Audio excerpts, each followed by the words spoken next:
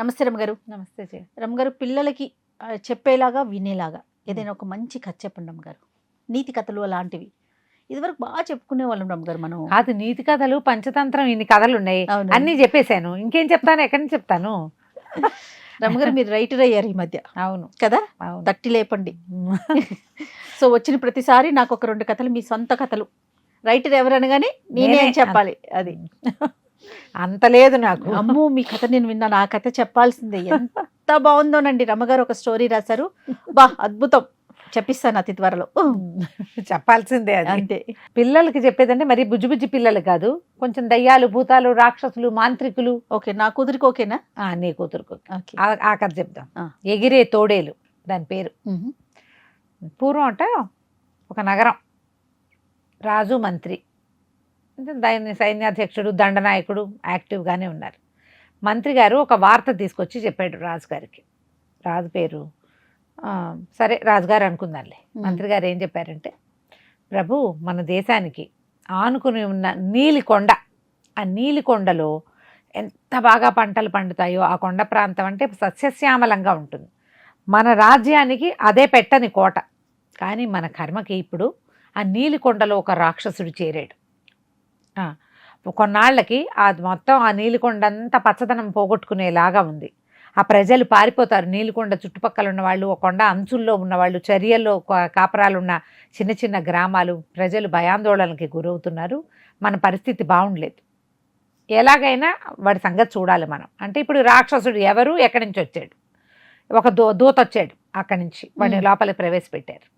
వాడు వచ్చి ఏం చెప్పాడంటే, మాకు కూడా తెలియదండి, ఎవ్వరూ మేము చూడలేదు ఇప్పటిదాకా, కానీ ఒక గొర్రెల మంద ఉండవలసిన దాంట్లో ఒక 6 గొర్రెలు మిస్ అయినాయి. ఆ గొర్రెల మంద ఉన్న దగ్గర ఒక చెరువు ఉంది. ఆ చెరువు దగ్గర చెరువు అవతలగా గొర్రెల అవశేషాలు దొరికినాయి. 6 గొర్రెలు తినే మనుషులు ఎవరుంటారు? ఓ గొర్రెని కాలిస్తే బోళంత మంది తింటారు. ఒక సైన్యం సమూహం వస్తే తప్పిస్తే 6 గొర్రెలు ఖర్చవు. అవి బాగా పెద్దవి, కొండ గొర్రెలు. వాటివి అస్థిపంజరాలు పడున్నాయి. తర్వాత ఎక్కడైతే ఈ అస్థిపంజరాలు ఉన్నాయో ఆ చెరువు గట్టున 2 పాదాల గుర్తులున్నాయి. ఒక మామూలు మనిషి పాదానికి 10 ఇంతలు ఉంది. అది అక్కడ 1 ఇంచి లోతుకి దిగిపోయి ఉంది నేల. ఈ గుర్తుల్ని బట్టి వాడెవడో రాక్షసుడని మేము ఊహించుకున్నాం. తర్వాత ఈ గొర్రెలు 4, 6, 4, 6 చొప్పున మిస్ అయిపోతున్నాయి. ఉండుండి కొండ ధన ధన ధనమని అదిరిపోతుంది. ఎప్పుడైతే అదిరిందో ఇవి కొండ మీద ఉన్న గొర్రెలు మర్రెలు అన్ని పరిగెత్తుకుంటూ వచ్చేస్తాయి కిందకి. భూకంపం వస్తుందని మనుషులు ఆటోమేటిక్గా పరిగెత్తేస్తారు. వెనక్కి తిరిగి చూసి అదేమిటో ఎవరు చూస్తారు? ఎవరు చూడలే. అవును. కానీ ఇలాంటిది ఒకటి జరుగుతోంది, మమ్మల్ని రక్షించండి, ప్రజలు భయాందోళనకి గురవుతున్నారు. ఇప్పుడు ఏంటంటే, అంతకుముందు ఈ కొండ చుట్టూతా ఉన్న అడవుల్లో గొర్రెలు కాకుండా బోల్డ్ జంతువులు ఉండేవి. జంతువుల అవశేషాలు ఎప్పుడో ఒక్కటి కనపడేది, ఇప్పుడు విస్తారంగా కనపడుతున్నాయి. అంటే ఈ రాక్షసుడు అనేవాడు అవన్నీ తినేసి తర్వాత గొర్రెల మీద పడ్డాడు. గొర్రెలు అయ్యాక ఇక మనుషులే ఊళ్ళ మీద పడతాడు. ఇంకప్పుడు ఇంకా చేసే దారేముంది? కాబట్టి మమ్మల్ని రక్షించండి. రాజు అన్నాడు, మీరు ఒక మంది మార్బలాన్ని పట్టుకెళ్ళండి, దండనాయకుడిని పంపించు, వాడు పోయి ఆ రాక్షసుడు అంతు చూసొస్తాడు. ఇప్పుడు పల్లెటూరు వాళ్ళంటే బాణాలు, గీనాలు, కత్తులు, కటార్లు ఉండవు, వాళ్ళ వల్ల కాదు. మన దగ్గర ఉంటాయి కదా, ఒకేసారి 3 బాణాలు వేయగలిగే వాళ్ళు ఉంటారు మన దగ్గర. కాబట్టి అట్లా మంచి ధానుష్కుల్ని వాళ్ళని పట్టుకుని తీసుకుపోండి అన్నాడు. సరే, వీళ్ళంతా పోయారు, బోళ్ళంతమంది గుంపు వెళ్ళారు. చూస్తున్నారు, వెయిట్ చేస్తున్నారు, ఏదైనా కనపడుతుందని. ఒక పూట మాట వేస్తే పులే దొరకదు. అవును. ఈ రాక్షసుడు అన్నవాడు అంతకు ముందు రోజు 6నో 8 గొర్రెలు మింగేశాడు. వెంటనే రాడు, 2 రోజులు వెయిట్ చేయాలి. ఇక్కడున్న గొర్రెలు వాటిని అన్నిటినీ దింపేసి మెల్లిగా వెయిట్ చేసి ఉన్నారు. చెట్ల చుట్టూతా, చెట్ల మీద, కొండ రాళ్ల వెనకాల మాటేసి కూర్చున్నారు సైనికులు. 2 పూర్తి రోజులు గడిచాక కొండ అదరటం మొదలుపెట్టింది. అంటే వస్తున్నాడు ఎవరో కిందకి. తీరా చూస్తే ఆ మనిషి ఎంత ఉన్నాడంటే, వాడు ఆ మామూలు మనిషికి ఒక 5 రెట్లు ఉన్నాడు. తర్వాత మొహం ఇంత బొబ్బరించి ఉంది. మొహం మీదంతా ఎలుగుబంటికి వాటికి ఉన్నట్టుగా వెంట్రుకలు ఉన్నాయి. జుట్టు ఈత పొదలాగా ఉంది తలకాయ. వాడు నడుస్తూ ఉంటే భయం వేస్తోంది చూడ్డానికి. అక్కడి నుంచి ఆ కింద ఈ పల్లెటూరు జనాలు, సైనికులు వచ్చారు కాబట్టి ధైర్యంగా నుంచున్నారు. కానీ ఎప్పుడైతే ఈ రాక్షసుడు లేచి యువతలకు వచ్చాడో ఇక పరుగు జనాలు పరిగెడుతూ ఉంటే ముందు ఉత్సాహంగా ఉంది రాక్షసుడికి, తర్వాత వాడు కూడా పరిగెత్తడం మొదలెట్టాడు. ఈ పరిగెడుతూ ఈ జనాల్ని అందిన వాళ్ళని అందినట్టు పట్టేసుకున్నాడు. వీళ్ళు 10 అడుగులు వేస్తే వాడు 1 అంగలో వచ్చేస్తున్నాడు. వాడు మనిషికి 5 ఇంతలు ఉన్నాడంటే 1 అడుగు ఇస్టు 5 కదా. అవునవును. పరిగెత్తుకుంటూ వచ్చేసి ఒకళ్ళు ఇద్దరిని నోట్లో వేసేసుకున్నాడు. చూస్తూ ఉండగానే గంగాళం అంతా నోరు తెరిచాడు. జనాలు భయపడుతున్నారు. వాళ్ళంతా పారిపోతే సైనికులు బాణాలు వేశారు. ఈయన బాణాలు వేసిన వాళ్ళందరినీ పుల్లలు విరిచినట్టు విరిచేశాడు, మనుషుల్ని కూడా రాక్షసుడు. తర్వాత ఈ దండనాయకుడిని వాళ్ళని 5-6 బంతులు ఎగరేసినట్టు ఎగరేసాడు పైకి. ఇట్లా ఆడతారు కదా, అలా ఆడుతున్నాడు. ఏం చేస్తారు వీళ్ళకి, పారిపోవడానికి కూడా ఇప్పుడు అవకాశం లేదు. ముందైతే ప్రజలంతా పారిపోయినట్టు వీళ్ళు పారిపోయేవాళ్ళు. ఇప్పుడు ఏమీ చేయలేక దొరికిపోయారు. దండనాయకుడు గుటకాయ స్వాహ అయిపోయాడు. అయిపోతే ఈ కింద ఉన్న సైనికులు వీళ్ళు ఏం చేశారంటే అమ్ముల పొదులు ఇట్లా కట్ట తీస్తారు కదా, కట్ట ఒకేసారి 10 బాణాలు చొప్పున విసిరేశారు. వాడికి దెబ్బ తగిలింది. చూస్తూ ఉండగానే ఆ రాక్షసుడు ఇట్లా గాల్లోకి పైకి లేచాడు, గాలిగా మారిపోయాడు. ఆ గాలి అది ఎట్లా కనపడుతోంది, ఒక పొగలాగా కనపడుతోంది. అది వీళ్ళకి ఏమర్థమైంది, అది కొండ మీదకి వెళ్ళలా, ఊరి వైపుకి వెళ్ళేది. అమ్మో ఊళ్ళోకి వెళ్ళిపోతుందని కింద ఉన్న సైనికులు కేకలు పెట్టారు. కానీ వీళ్ళు ఊరు ఏమిటి, ఆ ఊరికి ఈ ఊరికి కూడంత దూరం ఉంది. మనుషులు వెళ్ళడం కష్టం, పొగను దుమ్ము సులువుగా వెళ్ళిపోతాయి. వీళ్ళందరూ సర్దుకుని బతుకున్న వాళ్ళని ఏరుకుని మళ్ళీ వీళ్ళు వెళ్ళేసరికి అక్కడ జరగాల్సిన అనర్థం జరిగిపోయింది. ఈ వెళ్ళిపోయిన రాక్షసుడు ఏమైపోయాడో తెలీదు. ఆ సమయానికి రాజుగారికి ఒక అందమైన కూతురుంది, సుకుమారి అనే పేరున్నది. ఒక 6-7 స్నేహితులతో కలిసి తోటలో ఆడుతుంటే అక్కడికి వెళ్ళింది పొగ. ఆ పొగ ఎట్లా ఉంది, ఇట్లా సన్నగా ఇలా వలయాలుగా కనపడుతోంది. ఏదైనా సడన్గా పొగ వస్తే మనకు కూడా ఒక ఉద్రేకం, ముట్టుకుంటాం.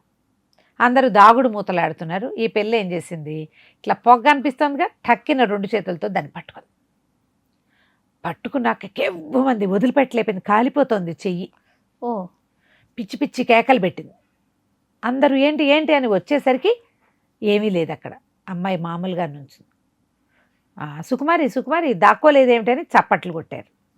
వెనక్కి తిరిగి చూసేసరికి హడిలిపోయారు.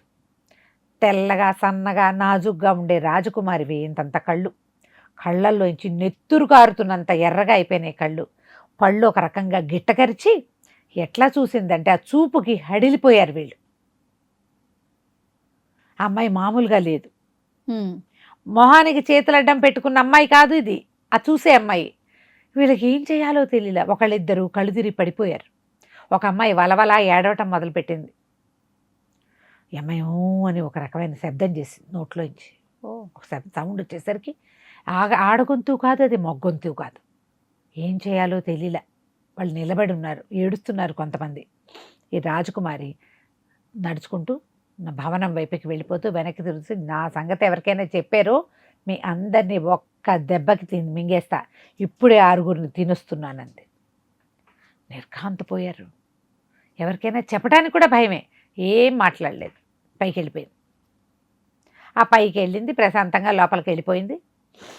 ఒక పూట గడిచింది, ఒక 2-3 గంటలు గడిచినాయి. సాయంకాలం ఇది 4:30-5 గంటలకి 7-7:30 అయ్యేసరికల్లా ఆహారం వేళవుతుంది కదా. చెలికత్తి వచ్చింది. అమ్మగారు భోజనానికి రమ్మంటున్నారు. నేను ఎక్కడికి రాను పో అన్నారు. మరి భోజనం తెమ్మంటారా అంది. అంది. ఈ రాను పోగొంతు ఊగొంతు ఏదో గొంతు ఈ చెలికత్తకి అర్థం కావటం లేదు. పట్టుకురానా అంది. పట్టుకురా. ఏముండేరు అంది. ఈవేళ లేడి మాంసం అండి అంది. మొత్తం గిన్నెంతా పట్టుకురా అని చెప్పి. ఈ అమ్మాయికి కాదనాలని కూడా తెలియలే. పోయింది. ఓ పెద్ద అంత గిన్నెలో వండారు. ఆ గిన్నె చేత్తో పుచ్చుకొచ్చింది. గిన్నె అక్కడ పెట్టించుకుంది రాజకుమారి. ఈ చెలికత్త అక్కడే నుంచి చూస్తుంది. దయ్యమొహం వేసుకుని ఎందుకు చూస్తావు నాకేసి, వెళ్ళిపోమని. ఆ వెళ్ళిపోతున్న చెలికత్తె గుమ్మం దాకా వెళ్ళాక వెనక్కి తిరిగి చూస్తే పిట్ట తిండి ఇంతే తిండి తినే రాజకుమారి ఆ గిన్నెని ముందు పెట్టుకుని తీసుకుని తినేస్తోంది. కుడి చేత్తో ఎడం చేత్తో 2 చేతులతోటి. అదొక్క పరుగు తీసింది. ఏం చెప్పాలో తెలీదు, చెప్పాలా వద్దో తెలీదు. అసలు తను చూసింది నిజమో కాదో తెలియదు. చెప్తే ఏమంటారు? నోరు గట్టిగా మూసుకున్నారు. రాత్రి తెల్లవారిపోయింది. సాయంత్రం చూసిన అమ్మాయిలు మాట్లాడలా, రాత్రి చూసిన చెలికత్తే మాట్లాడలేదు. మర్నాడు పొద్దున 9 గంటలకో 8 గంటలకో నిద్ర లేపటానికి కొంతమంది వచ్చారు. ఆ అమ్మాయి పెడుతున్న గురక, మనుషుల దగ్గరికి రాగానే ఆ అమ్మాయి దగ్గర నుంచి వస్తున్న మాత్రం ఇంత మాంసం తిన్న వాళ్ళ దగ్గర నుంచి ఏ వాసన వస్తుంది? జనాలు హడిలిపోతూ ఉన్నారు. 9 గంటలకి మళ్ళీ ఒక చెలికత్తి వచ్చింది. అమ్మగారు రమ్మంటున్నారు అని చెప్దామని. అది వచ్చేసరికి ఈ సన్నగా బొమ్మలా ఉండే రాజకుమార్తె ఒక కాలెత్తి ఒక గట్టు మీద పెట్టి వంగి ఉద్యానవనంలోకి చూస్తోంది. ఫోజుకి మనిషికి సంబంధం లేదు. ఈ పిల్ల ఏం చేయాలో తెలియలే. ఒక నిమిషం నుంచుని రాకుమారి అంది. అనగానే తలకాయ తిప్పి చూసింది రాజకుమారి. చూసేసరికి నిన్న భయపెట్టింది కదా ముదుర సాయంత్రం, సేమ్ డిట్టో అదే. మొహం ఇంత గండరించింది, కళ్ళ నిండా ఎర్రగా ఉన్నాయి. మూ అని ఒక రకమైన శబ్దం వచ్చింది నోట్లోంచి. అది బడిలిపోయి పరిగెత్తుకుంటూ వచ్చింది. రాణి గారికి చెప్దామనుకుంది. అమ్మాయి గారి ప్రవర్తన ఏదో తేడాగా ఉంది నిన్నటి నుంచి అని చెప్పిన తర్వాత దాని మొహం మీద ఎవరో కొట్టారు. ఎవరు లేరు అక్కడ, ఎవరు లేరు. చెల్లుమని దాని చెంప పేలినట్టు ఆ చెలికత్తిది అది ఢామని కింద పడిపోయింది. రాణిగారికి ముందు వాక్యాలు అర్థమైనాయి. రాజకుమార్తె ప్రవర్తనలో ఏదో తేడా ఉంది అంతవరకు విన్న తర్వాత దీన్ని ఎవరు కొట్టారు? అప్పుడు ఆవిడికి డౌట్ వచ్చింది. ఈ పిల్ల నిన్న రాత్రి భోజనానికి రాలా, పొద్దున్నే ఉదయమే స్నానం చేసి అర్చన దగ్గరికి వస్తుంది, పూజ దగ్గరికి. అది జరగల, ఏదో తేడా ఉంది. ఆవిడ లోపలికి వెళ్దామనుకుంటే తలుపేసేసింది. చెలికత్తెల్ని పిలవగానే ఇక వాళ్ళ అన్ని ఏడుపులు శోకాలు మొదలు. ఏం చేస్తారు? సరే, అప్పుడు ఒక భూత వైద్యుని పిలిచారు, కొంతమంది పురోహితులను పిలిచారు. రాజకుమార్తెని ఒక మంచం కేసి, ఆవిడ నిద్రపోతున్న మంచం కేసి కట్టేశారు. కట్టేసి బోల్డ్ యుద్ధం చేశారు, బోల్డ్ రకాల పూజలు చేశారు, పునస్కారాలు చేశారు. ఏమీ ప్రయోజనం లేదు. కళ్ళు తెరిచిందంటే దాంట్లోంచి నెత్తురు గారుతున్నంత ఎర్రగా ఉంటున్నాయి అవి. ఈ మొత్తం కథని ఒక మాంత్రికుడు అద్దంలోంచి చూస్తున్నాడు. వాడు పంపించాడు ఆ దెయ్యాన్ని, ఈ రాక్షసిని. ఇది ఎట్లా వచ్చింది? దీనికి ఒక పూర్వగాథ చెప్తారనమాట. ఈ ఊళ్ళో ఒక కుర్రాడు ఉన్నాడు, కాంతిసేనుడు అని. వాళ్ళ నాన్నగారికి చాలా సంపద ఉంది. కానీ సడన్గా ఒక చిన్న ప్రయాణంలో జరిగిన యాక్సిడెంట్లో ఆయనకి సీరియస్ అయిపోయి మరణించాడు. చుట్టాల పక్కాలంతా చేరిపోయారు. అంతా చేరిపోతే వీరికి ఒక స్నేహితుడు ఉన్నాడు, వర్ధనుడని. కాంతిసేనుడు వర్ధనుడు ఏమనుకుంటా, చిన్నప్పుడు ఎవరూ రాలేదు, ఇప్పుడు మన దగ్గర డబ్బులు వచ్చాక వీళ్ళంతా చేరిపోయారు, ఎట్లా ఈ చుట్టాలని తప్పించుకోవాలి అని ఆలోచించి నగరాధ్యక్షుడికి తమ ఆస్తి అంతా అప్పచెప్పి ట్రిప్పుకి బయలుదేరారు. ట్రిప్పుకి వెళ్ళారు వాళ్ళు. ట్రిప్పులకి వెళ్ళి మధ్యలో ఆ ఊరు ఈ ఊరు తిరుగుతున్నారు. వెళ్తూ ఉంటే వీళ్ళు ఒకరోజు ఒక అడవిలో విశ్రమించారు, విశ్రాంతి తీసుకుంటున్నారు. నువ్వు ఒకడి కింద పడుకున్నాడు, ఒకళ్ళు చెట్టు కింద పడుకున్నారు. రెండో వాడు చెట్టు మీద ఎక్కి ఏమైనా చుట్టూతా ప్రాంతం ఏముందో చూద్దామని రెండో వాడు పైకి ఎక్కాడు. వర్ధనుడు పైకి ఎక్కితే అతనికి ఎట్లా కనపడింది, ఆకాశంలో ఒక తోడేలు కుక్క లాంటిది ఏదో ఎగురుతుంది. కుక్కలు ఎట్లా ఎగురుతాయి ఆకాశంలో? చూస్తున్నాడు. చూస్తుంటే క్రమంగా ఏమనిపించింది, అది కుక్క కాదు, తోడేలు. ఆ తోడేలు ఎక్కడికి వెళ్ళింది? నీలి కొండ, ఏ కొండలో అయితే రాక్షసుడు ఉన్నాడని చూస్తున్నామో అక్కడికి వెళ్ళింది. వీడు గబగబా దిగి వచ్చి చెప్పే లోపల కాంతిసేనుడు అన్నాడు, నేను కూడా చూశాను, నువ్వు చెట్టు దిగుతున్న సంరంభం చూసేసరికి నేను అప్పటికే పైకి చూశాను, ఒక తోడేలు ఎగురుతోంది, అది కొండ వైపుకి వెళ్ళింది. అప్పుడు వీళ్ళు ఊళ్ళోకి వెళ్ళారు. అక్కడున్న ఊరికి వెళ్ళేసరికల్లా ఆ ఊళ్ళో ఒక ప్రకటన జరుగుతుంది. ఏమిటి ఆ ప్రకటన? ఈ రాజకుమార్తెను కట్టేశారు కదా, కట్టేసిన తర్వాత రాజు అందరూ చేరారు, రాజుగారు, మంత్రి గారు, తర్వాత ఏమో కొంతమంది పురోహితులు, కొంతమంది మంత్రవేత్తలు చేరి బోళ్ళని నీళ్లు జల్లారు, ఎర్ర నీళ్లు పోసారు, అమ్మాయి మీద వేప మండలతో ఊదారు, సాంబ్రాణి పొగలేశారు. వాళ్ళందరినీ విసిరి కొట్టేసింది అమ్మాయి. అందరూ వెళ్ళిపోయాక లేచి కూర్చుంది. ఈ కట్టేసిన గొలుసుని క్షణంలో తెంపేసి, ఓ రాజా, ఇన్ని రోజులైంది నేను వచ్చి, 15 రోజులుగా ఈ అమ్మాయిని పట్టుకుని ఇక్కడే ఉన్నా, నువ్వు ఇవాళ వచ్చావు నా దగ్గరికి, నేను చెప్పే మాట విను. మీ అమ్మాయిని విడిచిపెట్టి నేను పోవాలంటే ఒక పని చేయాలి, నువ్వు ముందు ఈ అమ్మాయికి స్వయంవరం చాటించు అనగానే రాజు అన్నాడు, మామూలుగానే కష్టము ఆడపిల్లల పెళ్ళి, ఇప్పుడు ఇలా పిచ్చెక్కిపోయి ఉండి రాక్షసుడు ఆవేశించాడని ఊరంతా చెప్పుకుంటుంటే ఇప్పుడు పెళ్ళి ఎట్లా అంటే, దీనికి మార్గం నేను చెప్తా.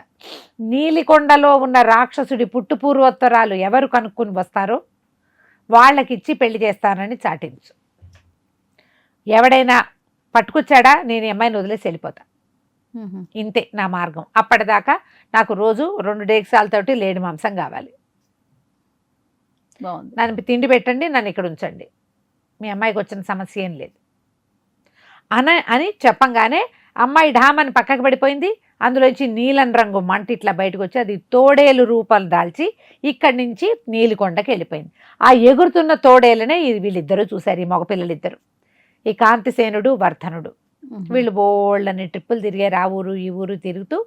కత్తులు కటార్లు ఉన్నాయి వాళ్ళ దగ్గర, కొంచెం యుద్ధ విద్యలు వచ్చిన వాళ్ళే, డబ్బులున్న వాళ్ళు. ఈ కొత్త విషయాన్ని వాళ్ళు తెలుసుకున్నారు. ఈ అమ్మాయిని వదిలిపెట్టి తోడేలు అక్కడికి వెళ్ళిపోయింది. ఇప్పుడు ఈ తోడేళ్ళని పట్టుకోవటం ఎట్లా? ఈ ఊళ్ళోకి వచ్చేసరికల్లా వీళ్ళకి ఏమొచ్చింది, చాటింపు ఏం వినపడింది? ఓ ధర్మశాలకు వెళ్ళారు భోజనానికి. ఎవరైతే నీలికొండలో ఉన్న రాక్షసుడు పుట్టు పూర్వోత్తరాలు తెలుసుకొస్తారో వాళ్ళకి యువరాణినిచ్చి పెళ్లి చేస్తారు. ఆ పూటకోళ్ళు అవ్వ ఏం చెప్పిందంటే, అసలు ఆ పిల్లకి పిచ్చెక్కుంది నాయన, బ్రహ్మరాక్షసుడు ఆవేశించాడని రోజుకొక డేగిసాడు లేడి మాంసం తింటోందని, పిల్ల మాత్రం అట్లాగే పిచ్చికి పిక్కలాగా అంతే ఉంది, భయపెడుతుంది. చూస్తూ ఉండగానే 5 మంత్రవేత్తల్ని మెట్ల మీద నుంచి విసిరేసింది. మరి అంత ఇదిగా ఉన్న పిల్లకి పెళ్ళెట్లా చేస్తాడో రాజు. కానీ దీని మీద ప్రచారం జరిగింది. అప్పుడు ఈ కాంతిసేనుడు వర్ధనుడు ఏమనుకున్నారంటే, మనం ఒక మార్గం ఆలోచించాం, ఏదో తిరుగుదాం, ప్రపంచాన్ని తెలుసుకోవాలనుకున్నాం. అసలు రాజకుమార్తెను పెళ్లి చేసుకుంటామో చేసుకోమో అది పక్క పెట్టు, వాడెవడో మనం చూస్తూ ఉండగానే నీలికొండలోకి వెళ్ళాడు తోడేలు. అవును. రాజుగారి దగ్గరకు వచ్చి కాసేపు డిస్కస్ చేసి మాట్లాడిన తర్వాత ఏం తెలిసింది, యువరాణి ఒంట్లో ఇంచి ఉన్న శక్తే తోడేలు రూపం ధరించింది. ఇంతలో కొంతమంది సైనికులు వచ్చారు. వీళ్ళెవరు? నీలికొండ దగ్గర రాక్షసుడి మీద యుద్ధానికి వెళ్ళిన వాళ్ళు. ఆ రాక్షసుడిని మేము దెబ్బలు కొట్టినప్పుడు వాడు తోడేలుగా మారి ఎగిరిపోయాడు. అంటే ఈ మొత్తం ఇదంతా ఒకటే. అయితే ఈ కాంతిసేనుడు ఏమన్నాడంటే, నాకు ఒకసారి యువరాణిని చూపించండి అన్నాడు. రాజుగారు అన్నారు, ఎందుకో ఈ అమ్మాయిని చూసి ఏం ప్రయోజనం, అది తినేది చూసినా దాని మొహం చూసినా హడలు పుట్టడం తప్పిస్తే రెండోది లేదు అంటే, కాదండి నేను చూడాలనుకుంటున్నాను అన్నాడు. ఈ చూడాలనుకుంటున్న కాంతిసేనుడు యువరాణిని ఎలా చూశాడు, ఏం తెలుసుకున్నాడు ఆమె దగ్గర నుంచి, మనం వచ్చే భాగంలో చూద్దాం. చాలా బాగుంది రమ్మగారు. నమస్తే అండి. నమస్తే. And for more videos, Please subscribe to iDream. Please subscribe to iDream. Please subscribe iDream. And please subscribe to iDream. For more videos, subscribe to iDream. please like, share and subscribe to the channel. Congratulations, iDream. Subscribe to iDream. Subscribe to iDream. So subscribe to iDream Media. iDream ki iDream team andarki huge congratulations. Please subscribe iDream Media. Please subscribe to iDream. Subscribe iDream. Please subscribe to iDream. iDream అంటే నా కళల ఛానల్ను subscribe చేసుకున్న నోరు తిరుగుతలేదు, మీరైతే గంట గుర్తు కొట్టండి. For more such videos, please subscribe to iDream. Subscribe to iDream. Please subscribe to iDream. Please subscribe iDream Media. Please do subscribe to iDream. Please subscribe to iDream Media. For best entertainment and information, please subscribe iDream. And don't forget to subscribe to iDream.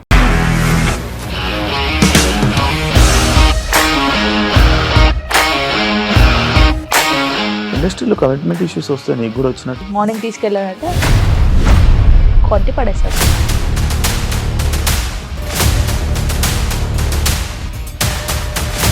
ఒక్కళ్ళు కూడా చూడలేదు ఈ cinema అని చెప్పడానికి కూడా చాలా ధైర్యం కావాలి. అది నిజం కదా, దాంట్లో ధైర్యం ఏంటి? ఇది నెక్స్ట్ డే ప్లేట్ మార్చేస్తే తప్పు కదా. As of now, we are comfortable this అని నేను అనుకుంటున్నాను. రష్మిక గారిది మీది ఒకే ఊరంట కదా? నీకు కోపం వచ్చిందంటే బాగా తిట్టేత్తరా? తిట్టేద్దామండి. నిజంగా గేమ్ ని ఎలా చేంజ్ చేయగలిగారు? ఏపీఎస్ఎఫ్సి వాళ్ళకి 6 నెలల్లో నేను 6 లక్షలు కట్టా. బిజినెస్ చేయాలనుకుంటే it is as difficult as riding a tiger.